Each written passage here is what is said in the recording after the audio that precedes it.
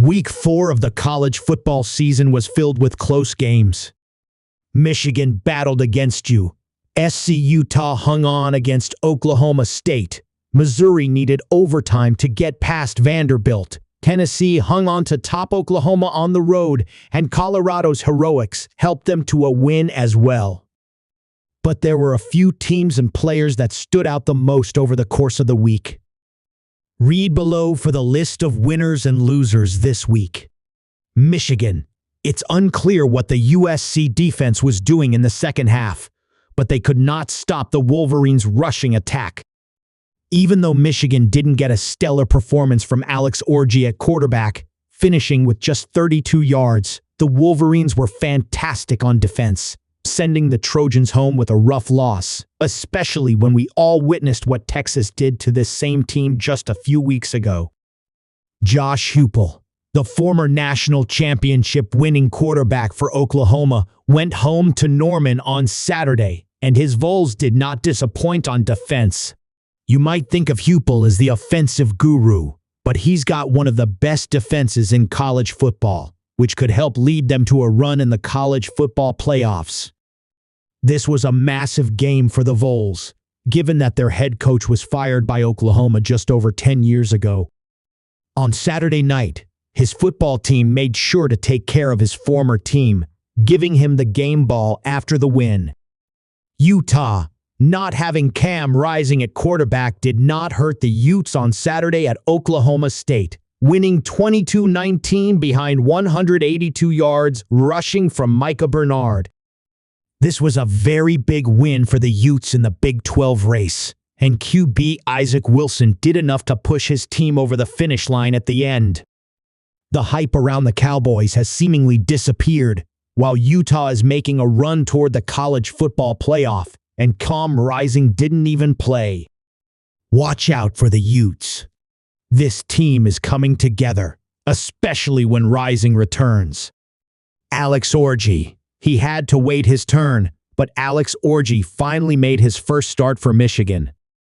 It came on a special day for the junior in the program's first ever conference game against USC with a 27-24 win. Shades of Tom Brady's patient journey at Michigan were cast over Orji this week. Shedeur Sanders. A classic in Boulder unfolded thanks to some Sanders magic on the last play of the game against Baylor, where he launched a Hail Mary to LaJohntay Wester through a rainstorm for the touchdown to force overtime after the extra point. Sanders didn't have the best completion percentage, going 25 for 41 passing, but he had 341 yards with 2 passing touchdowns while rushing for 1 himself. The Buffaloes are 3-1 on the year, which is a terrific start for Coach Prime's Buffs. Clemson at 1-1.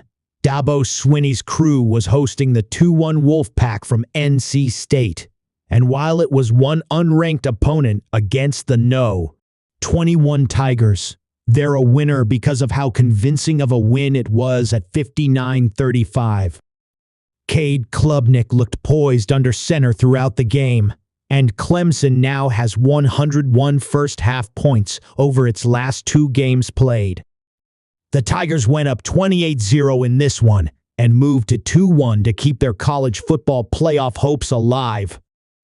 James Madison, the Dukes went into Tar Heels country and dropped 70 points on UNC in the 70-50 win. Quarterback Alonzo Barnett, was responsible for 7 touchdowns for the Dukes, throwing for 5 scores and 388 yards while rushing for 2 for 99 yards on the ground. As a team, 3-0 JM, you had 611 yards of offense.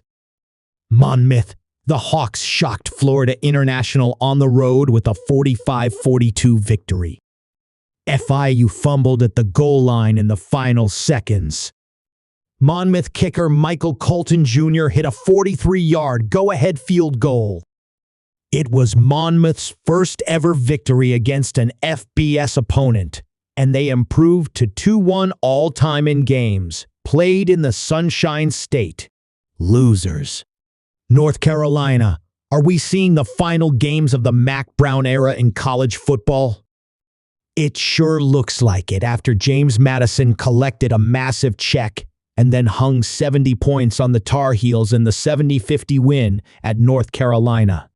This looks like a football program that has lost its way, and the post-game comments from Mac Brown hinting that his future might be coming to a close sooner than some expected is the main talking point.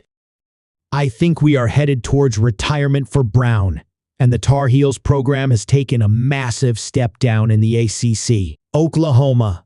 Well, we have a quarterback situation for the Sooners. After five-star Jackson Arnold failed to deliver against Tennessee while having some rough moments over the past 4 games, he was benched before halftime in the loss to the Vols. True freshman Michael Hawkins came into the game and sparked the Oklahoma offense as much as possible against a tough Tennessee defense. One of the most telling moments came late in the fourth quarter, when Jackson Arnold had to enter the game on a 2-point conversion due to Hawkins having to take an injury timeout. The Oklahoma crowd filled that stadium with boos once he entered, signaling their thoughts on where this was headed. Baylor. Did the Bears really give up a Hail Mary touchdown to Colorado as time expired? Yes, and it was bad, like really bad. Not only did they blow the 31-24 lead, but they allowed Colorado to win the game in overtime, giving Coach Deion Sanders a 3-1 record so far this season. This was a bad look for Baylor head coach Dave Aranda. Nebraska. A crushing loss to Illinois spoiled a promising start for Matt Rule and the Cornhuskers.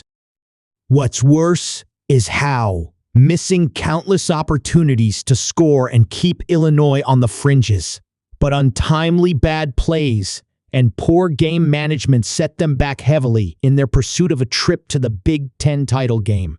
Virginia Tech. The Hokies were hoping to snap a streak of 11 straight non-conference losses. Make it 12. Rutgers came onto their field and pulled off a 26-23 road victory, and it didn't look like it would be close early in the game after the Scarlet Knights began the game 14-0. Kansas State. Last week, Avery Johnson and the Wildcats showcased the team's rushing attack against Arizona. This week, they didn't appear to show up against BYU. The Cougars destroyed Kansas State, 38-9. Cougars quarterback Jake Retzlaff had 2 touchdown passes in the win. Johnson threw 2 interceptions in the loss. Kansas State would be pretenders for the national title at this juncture.